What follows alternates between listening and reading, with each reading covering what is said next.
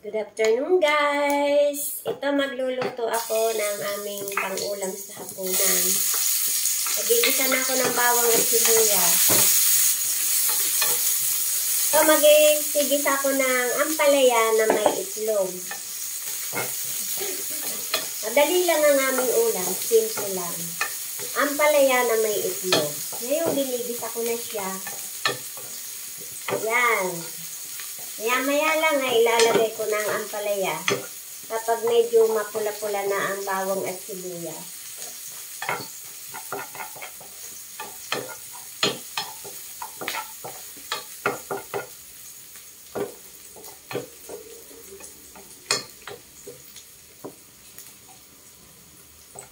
At nagluto na rin ako ng kanin.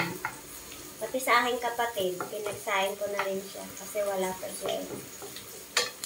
Ako naman ang nagsasaing pagka yun iwala. Ay, naku, nabasag ang itlog. Bakit nabasag?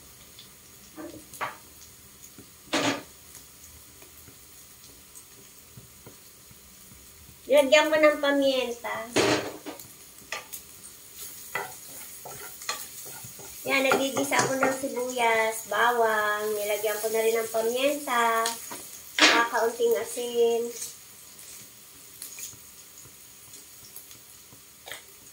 Tapos lalagyan ko na rin ng dado para sumarap lalo.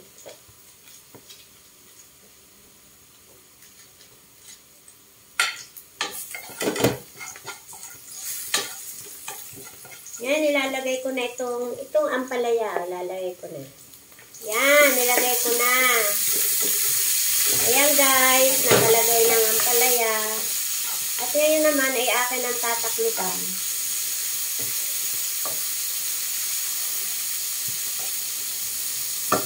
Ilalaw ko na rin pala yung ito, meron pa akong karne. Ilalaw ko na rin siya. Istritong karne. Ilalaw ko na rin. Para lang mas masarap. Ayan guys, lalagay ko na din yan. Yan, nalagyan ko na. Nalagay ko ng ampalaya at saka yung karne.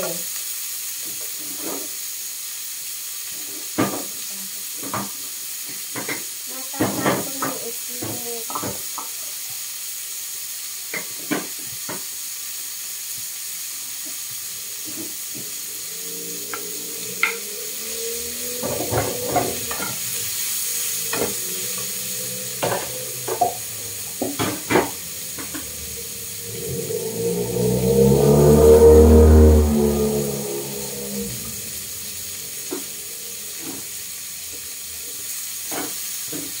Ayan guys, tatakluban ko na at mamaya ko na lang lalagyan ng itlog kapag siya iluto na.